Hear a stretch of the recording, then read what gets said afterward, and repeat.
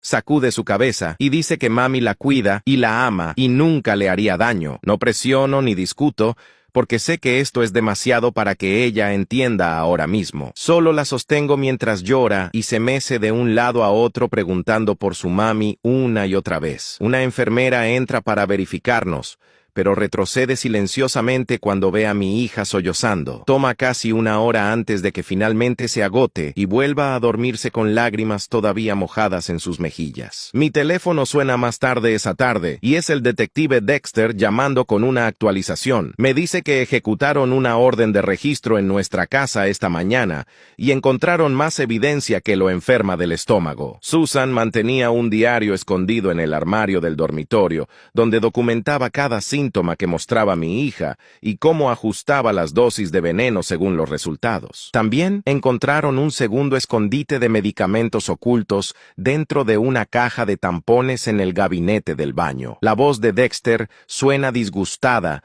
mientras describe leer las notas de Susan sobre calcular la cantidad perfecta para mantener a mi hija enferma, pero no matarla directamente. Dice que han enviado todo al toxicólogo forense para análisis y me llamará cuando tengan más información. Le agradezco y cuelgo sintiéndome nauseabundo ante el pensamiento de Susan escribiendo sus planes como algún tipo de experimento enfermo. Al día siguiente, Dexter llama nuevamente para decirme que el toxicólogo Lucius Pendleton terminó de examinar toda la evidencia. Lucius confirmó que el patrón de dosificación coincide con el clásico síndrome de Munchausen, por poder donde un cuidador enferma a alguien para obtener atención y simpatía. Encontró que Susan sabía exactamente lo que hacía y calibró cuidadosamente el envenenamiento para imitar síntomas de cáncer sin matar a mi hija demasiado rápido. Lucius testificará en el juicio sobre cómo Susan usó su conocimiento médico para causar el máximo sufrimiento mientras mantenía negación plausible durante meses. Dexter dice que esta evidencia combinada con el video y el testimonio de Dale sobre Tommy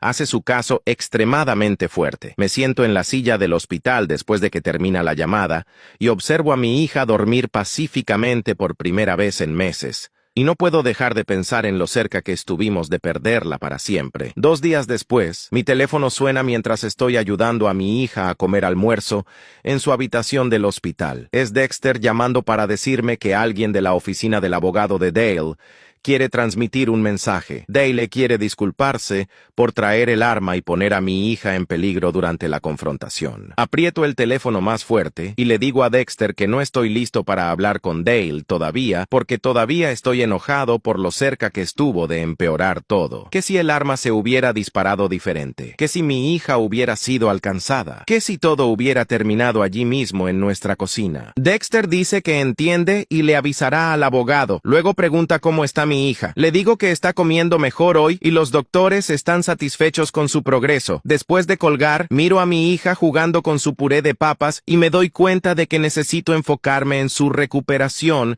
en lugar de mi enojo hacia Dale. La tarde siguiente, Priscilla regresa con una mujer que presenta como Autumn Townsend, una psicóloga infantil que trabaja con CPS en casos que involucran trauma. Autumn tiene ojos amables y una voz suave mientras explica que necesita entrevistar a mi hija en privado para evaluar su estado mental y comprensión de lo que sucedió. No quiero dejar a mi hija sola, pero Priscilla me asegura que este es el procedimiento estándar y necesario para el caso. Una enfermera me lleva a un área de espera por el pasillo, donde camino de un lado a otro, revisando mi reloj cada pocos minutos. La entrevista toma más de 1 hora, y me desgasto un camino en el piso de linóleo, caminando de un extremo del pasillo al otro. Otras familias pasan dándome miradas comprensivas, pero apenas las noto porque todo en lo que puedo pensar es qué está diciéndole mi hija a Autumn, y si está asustada o confundida o culpándose a sí misma de alguna manera. Finalmente, la puerta se abre y Autumn emerge viéndose seria y cansada. Pregunta si podemos hablar en privado y me lleva a una pequeña sala de consulta con una mesa y 2 sillas. Autumn se sienta frente a mí y dobla sus manos sobre la mesa antes de explicar que mi hija está mostrando signos de vinculación traumática con Susan. Dice, los niños que son abusados por su cuidador principal a menudo luchan por entender que la persona que los lastimó es la misma persona que aman y de quien dependen. Mi hija necesitará terapia extensa para procesar lo que sucedió y reconstruir su sentido de seguridad en el mundo. Autumn recomienda sesiones semanales durante al menos 6 meses y posiblemente más dependiendo de cómo responda mi hija al tratamiento. Pregunto si mi hija estará bien eventualmente, y Autumn dice que la mayoría de los niños pueden recuperarse con el apoyo adecuado, pero el viaje tomará tiempo y paciencia. Más tarde esa semana, Catherine me encuentra en la cafetería del hospital, mirando una taza de café que no he tocado. Se sienta frente a mí y saca una carpeta llena de papeles, explicando que quiere ayudarme a solicitar asistencia financiera de emergencia y compensación para víctimas de crímenes. Las facturas médicas ya se están acumulando y no tengo idea de cómo voy a pagar todo además de los gastos regulares. Catherine me guía pacientemente por cada formulario, mostrándome dónde firmar y qué documentación necesito proporcionar. Me asegura que hay recursos disponibles para familias en situaciones como la nuestra y que no debo dudar en pedir ayuda. Estoy abrumado por todos los formularios y lenguaje legal, pero los lleno lo mejor que puedo mientras Catherine explica qué significa cada sección. Dice que el hospital tiene un programa de asistencia financiera que puede ayudar a cubrir algunos de los costos y el Fondo de Compensación para Víctimas debería proporcionar apoyo adicional una vez que se resuelva el caso criminal. Esa tarde, mi teléfono suena con un número que no reconozco de fuera del estado. Respondo y escucho a la madre de Susan al otro lado, su voz temblando mientras me dice que acaba de enterarse del arresto. Dice que debe haber algún error porque su hija nunca lastimaría a nadie, especialmente no a su propio hijo. Siento que mi mandíbula se aprieta mientras le cuento sobre la evidencia de video mostrando a Susan envenenando el cereal y los informes toxicológicos confirmando meses de envenenamiento sistemático. La madre de Susan comienza a poner excusas, diciendo que tal vez Susan estaba confundida o no entendía lo que hacía. Tal vez los medicamentos se mezclaron de alguna manera. No puedo escuchar más de su negación, y le digo que los hechos están claros antes de colgar. Mis manos tiemblan de ira porque no puedo soportar escuchar a alguien defender a Susan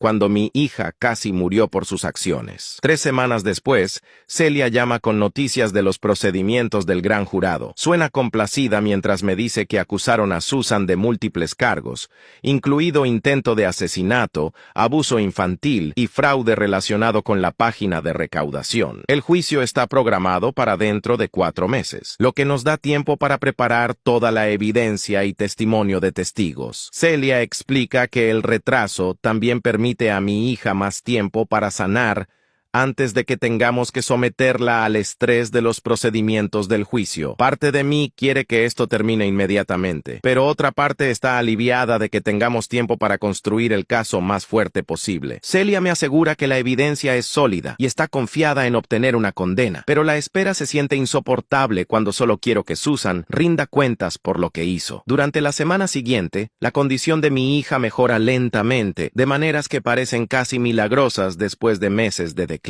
Su color regresa a sus mejillas y su apetito vuelve más fuerte cada día. Pide segundos en las comidas y en realidad termina sus platos en lugar de empujar la comida. El doctor Sanford la examina durante las rondas matutinas y me dice que es cautelosamente optimista sobre su progreso. Advierte que necesitará monitoreo regular por posibles efectos a largo plazo en su hígado y riñones por el envenenamiento prolongado. El daño podría no aparecer durante años y necesitaremos permanecer vigilantes sobre su salud en el futuro. Pero verla sentarse en la cama coloreando y en realidad sonriendo me hace sentir esperanzado por primera vez desde que comenzó esta pesadilla. Unos días después, Dexter pasa por el hospital con un sobre que dice "es de Dale". Lo tomo de mala gana y espero hasta que Dexter se vaya antes de abrirlo. Dentro hay una carta escrita a mano donde Dale se disculpa por sus acciones y explica su dolor por Tommy. Escribe que debería haber ido a la policía con sus sospechas hace años en lugar de solo publicar advertencias en línea que nadie creyó. Dice que se desesperó y enfureció viendo a Susan salirse con la suya por matar a su hijo y no podía dejar que sucediera de nuevo. La carta es cruda y dolorosa de leer porque puedo sentir su angustia en cada palabra. Dale admite que traer el arma estuvo mal y está agradecido de que nadie resultara herido por sus acciones. Dice que espera que mi hija se recupere completamente y que pueda perdonarlo algún día por ponerla en peligro. Me siento con la carta durante 2 días antes de finalmente responder. Le digo a Dale que no estoy listo para perdonarlo por traer el arma a mi casa y amenazar con violencia frente a mi hija, pero reconozco que intentó advertir a la gente cuando nadie más escucharía, y sus advertencias finalmente me ayudaron a ver la verdad antes de que fuera demasiado tarde. Escribo sobre el progreso de mi hija y cómo está ganando peso y fuerza cada día. Le agradezco por ayudarme a entender lo que Susan estaba haciendo, aunque sus métodos fueron peligrosos y equivocados. No sé si alguna vez seremos amigos, pero reconozco que sufrió una pérdida terrible e intentó prevenir que le pasara lo mismo a mi familia. Le doy la carta a Dexter para entregar y espero que le traiga a Dale alguna pequeña medida de paz. La semana siguiente, Priscilla completa su evaluación y programa una reunión para discutir sus recomendaciones. Se sienta frente a mí en una sala de conferencias en el hospital y revisa sus hallazgos. Priscilla dice que está recomendando que retenga la custodia completa con requisitos de visitas supervisadas si Susan alguna vez es liberada de prisión. Explica que he demostrado mi capacidad para proteger a mi hija y responder apropiadamente a la crisis. Priscilla está confiada en mi crianza, pero quiere verificaciones regulares durante el próximo año para monitorear nuestra situación y asegurarme de que mi hija continúe recibiendo cuidado y terapia adecuados. Presentará su informe ante el tribunal y se convertirá en parte de los procedimientos de custodia que ocurrirán junto con el juicio criminal. Siento el alivio inundarme sabiendo que Priscilla apoya mantener a mi hija conmigo porque perder la custodia, además de todo lo demás, destruiría lo que queda de nuestra familia. El hospital comenzó la planificación del alta 3 días después, cuando los resultados de las pruebas de mi hija mostraron suficiente mejoría. Catherine se reunió conmigo en una pequeña sala de conferencias y extendió una pila de papeles sobre la mesa. Explicó que mi hija necesitaría visitas de salud en el hogar 2 veces por semana durante el primer mes para monitorear su recuperación. Firmé formulario tras formulario, mientras Catherine hacía llamadas telefónicas para programar citas con especialistas. Programó seguimientos con un doctor de riñones, un especialista de hígado y una nutricionista que ayudaría a reconstruir la fuerza de mi hija. Las citas llenaron los próximos 2 meses en un calendario que Catherine imprimió para mí. Resaltó cada una en diferentes colores y explicó qué pruebas sucederían en cada visita. Me sentí abrumado mirando todas esas casillas de colores, pero asentí y tomé notas sobre todo lo que dijo. Catherine también me dio números de emergencia y me dijo que llamara inmediatamente si mi hija mostraba algún signo de empeorar. Antes de que pudiéramos dejar el hospital, Autumn pasó por la habitación con una carpeta llena de papeles. Se sentó en el borde de la cama de mi hija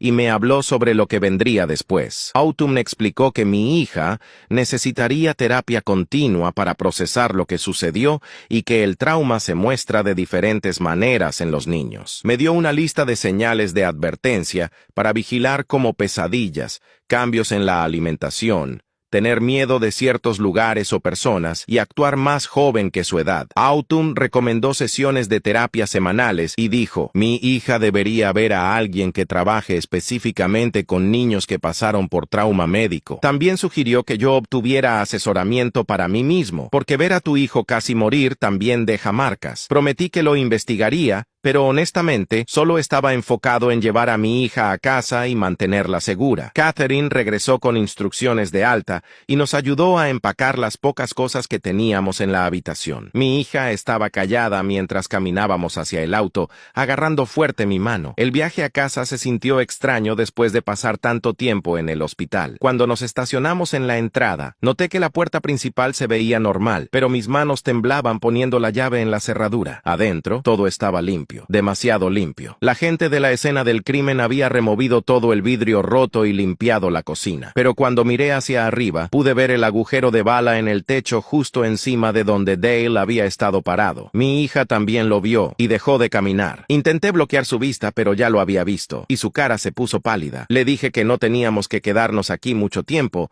y comencé a pensar en qué tan rápido podría encontrarnos un lugar nuevo. Esta casa tenía demasiados malos recuerdos ahora. Cada habitación me recordaba lo que Susan hizo y lo cerca que estuvimos de perderlo todo. Decidí en ese momento que necesitábamos mudarnos tan pronto pronto como fuera posible. Mi hija me siguió de habitación en habitación mientras verificaba para asegurarme de que todo estuviera bien. No me dejaba salir de su vista, ni siquiera por un segundo. Cuando fui al baño, se paró afuera de la puerta. Cuando fui a buscar algo de mi dormitorio, vino conmigo. A la hora de la cena, hice pasta simple, pero ella miraba su plato sin comer. Preguntó si la comida era segura, y me di cuenta de que tenía miedo de que yo también pudiera envenenarla. Tuve que mostrarle cada ingrediente, dejarla verme abrir cada paquete y dejarla verme cocinar todo. Incluso entonces, solo comió unos pocos bocados. A la mañana siguiente, Dexter llamó mientras yo estaba preparando el desayuno. Me dijo que el antiguo empleador de Susan en el pabellón pediátrico finalmente le respondió con información. Confirmaron que a Susan se le pidió renunciar hace 3 años después de que surgieran preocupaciones sobre su comportamiento con los pacientes. Dexter dijo que el hospital no le daría detalles al principio, pero finalmente admitió que hubo quejas de otras enfermeras sobre Susan pasando demasiado tiempo con ciertos niños enfermos. Nada fue documentado formalmente ni reportado a ninguna autoridad. Solo la dejaron irse en silencio. Sentí la ira quemarme mientras Dexter hablaba. El hospital la dejó irse en lugar de investigar lo que estaba haciendo. Si hubieran investigado, podrían haber descubierto lo que pasó con Tommy. Podrían haberla detenido antes de que llegara a mi hija. Dexter dijo que estaban investigando si el hospital podría ser responsable, pero su enfoque principal era construir el caso criminal contra Susan. Me dijo que no contactara al hospital directamente porque podría arruinar la investigación. Una semana después, Celia llamó y me pidió que fuera a su oficina para prepararme para el juicio. Dejé a mi hija con la señora Chen al lado y conduje al centro. La oficina de Celia era pequeña y llena de cajas de archivos. Despejó una silla para mí y explicó que necesitaría testificar sobre todo lo que presencié y descubrí. Pasamos 3 horas repasando mi testimonio. Celia me hizo preguntas y practiqué responderlas. Me enseñó cómo mantenerme calmado y apegarme a los hechos cuando estuviera en el estrado de testigos. Me advirtió que el abogado de Susan intentaría hacerme parecer poco confiable o confundido. Practicamos una y otra vez hasta que pude contar la historia sin ponerme demasiado emocional. Celia dijo que la evidencia de video era fuerte, pero mi testimonio ayudaría al jurado a entender el panorama completo de lo que Susan hizo. Esa misma semana,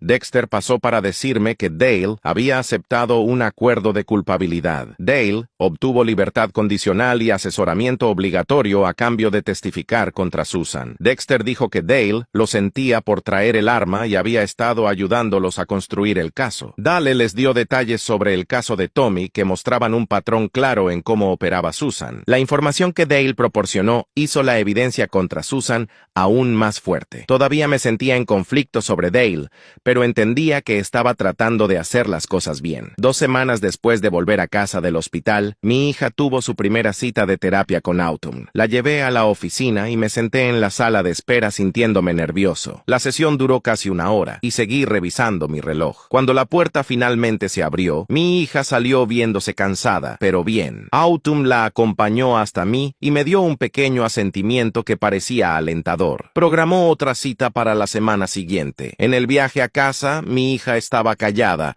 pero sostuvo mi mano. Mientras tanto, las facturas médicas comenzaron a llegar por correo. Sobres gruesos llegaban cada pocos días con cargos por tratamiento de emergencia, estadías hospitalarias, pruebas y medicamentos. Usé todo mi permiso por enfermedad y tiempo de vacaciones del trabajo. El dinero de recaudación que Susan recolectó fue congelado como evidencia, así que no podía acceder a él para pagar nada. Tuve que solicitar asistencia pública solo para mantenernos. Llené formularios para cupones de alimentos y planes de pago médico. El estrés financiero se sumó a todo lo demás con lo que estábamos lidiando. Me quedaba despierto por la noche, haciendo matemáticas en mi cabeza, tratando de averiguar cómo lo lograríamos durante los próximos meses. Semanas después, Celia llamó para decirme que la fecha del juicio estaba fijada para dentro de 2 meses y necesitaba estar listo. Las siguientes semanas pasaron en una ráfaga de preparación y ansiedad. Llevé a mi hija a terapia 2 veces por semana y la vi lentamente comenzar a confiar de nuevo. Hizo preguntas sobre el juicio y traté de explicarlo de maneras que pudiera entender sin asustarla más. El día que comenzó el juicio, la dejé en casa de la señora Chen y conduje a la corte con mis manos temblando en el volante. La sala del tribunal era más pequeña de lo que esperaba y llena de personas que no conocía. Me senté detrás de Celia en la mesa del fiscal y traté de respirar normalmente. La selección del jurado tomó 2 días y luego el juicio realmente comenzó. Celia presentó la evidencia de video primero y la sala se quedó en silencio mientras todos veían a Susan triturar esas pastillas y mezclarlas en el cereal. Varios jurados se veían enfermos. Luego vino el testimonio médico sobre el envenenamiento y lo que le hizo al cuerpo de mi hija. El doctor Sanford explicó el daño a los órganos y los meses de sufrimiento innecesario. Tuve que salir de la sala 2 veces porque no podía soportar escuchar los detalles otra vez. En el tercer día, Dale tomó el estrado. Vestía un traje que se veía demasiado grande en él, y sus manos temblaban mientras prestaba juramento. Celia le preguntó sobre Tommy, y la voz de Dale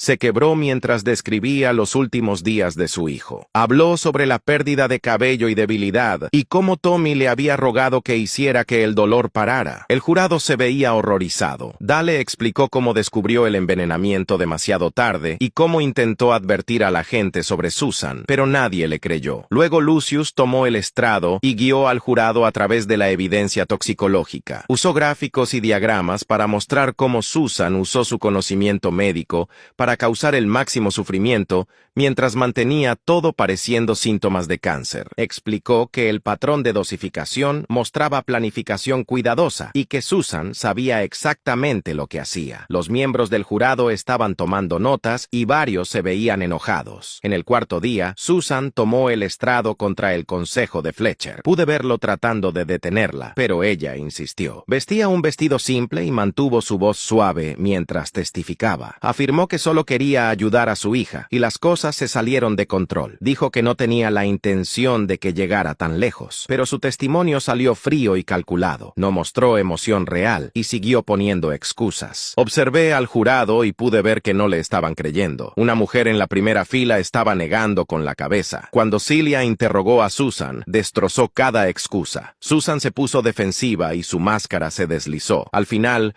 todos pudieron ver a través de su actuación. El jurado recibió el caso después de los argumentos de cierre y me fui a casa a esperar. 6 horas después, Celia llamó y me dijo que volviera a la corte. El jurado había alcanzado un veredicto. Conduje de regreso con mi estómago en nudos. Todos nos pusimos de pie mientras el jurado entraba. La portavoz entregó las formas de veredicto al juez. Él leyó cada cargo en voz alta. Culpable de intento de asesinato. Culpable de abuso infantil. Culpable de fraude. Culpable de todos los cargos. Susan no mostró ninguna emoción mientras se leían los veredictos. Solo se sentó allí mirando directo hacia adelante como si nada de eso importara, pero sentí algo levantarse de mi pecho. Ella sería responsabilizada. Fletcher pidió fianza pendiente de sentencia, pero el juez la negó. Susan fue llevada esposada y finalmente me permití respirar. 3 semanas después, estábamos de regreso para la sentencia. Celia me hizo preparar una declaración de impacto de víctima. Me paré en el podio y leí de mis notas sobre cómo el envenenamiento afectó la salud física y mental de mi hija. Describí las estadías en el hospital y el miedo y las pesadillas que todavía tiene. Hablé sobre cómo se sobresalta cuando le entrego comida y pregunta si es seguro comerla. Mi voz tembló, pero logré terminarlo. El juez escuchó cuidadosamente y tomó notas. Luego anunció la sentencia. 25 años en prisión con tratamiento obligatorio de salud mental. Pérdida permanente de licencia de enfermería. Sin contacto con mi hija nunca. Susan todavía no mostró reacción. Fue llevada y supe que finalmente había terminado. Después de la sentencia, recogí a mi hija de casa de la señora Chen y condujimos al parque. Nos sentamos juntos en los columpios y ella preguntó si estábamos seguros ahora. Le prometí que sí. Le dije que mami no podía lastimarla más y que siempre la protegería. Sostuvo mi mano y nos balanceamos juntos en silencio. 6 meses después de que el envenenamiento se detuvo, el cabello de mi hija comenzó a crecer de nuevo en rizos suaves. Ganó peso y su color regresó. El doctor dijo que sus órganos estaban sanando bien. Todavía tenía pesadillas a veces y necesitaba rutinas que la hicieran sentir segura. Pero Autumn dijo que estaba haciendo un progreso notable. Estaba aprendiendo a ser una niña otra vez. Recibí un ascenso en el trabajo trabajo con un aumento que nos ayudó a volver a ponernos de pie. Mi jefe había sido increíblemente solidario durante todo. La compensación para víctimas de crímenes cubrió la mayoría de las facturas médicas. Estábamos construyendo una nueva normalidad que se sentía genuinamente esperanzadora. Mi hija y yo creamos nuevas tradiciones en nuestro apartamento. Noches de películas los viernes, donde ella elegía la película. Panqueques los domingos por la mañana, donde me ayudaba a cocinar. Cuentos antes de dormir, donde ella siempre era la heroína que salvaba el día. Estaba aprendiendo a confiar de nuevo. Verla reír y jugar como una niña normal me llenaba de gratitud de que lo detectamos a tiempo y ella tenía toda su vida por delante.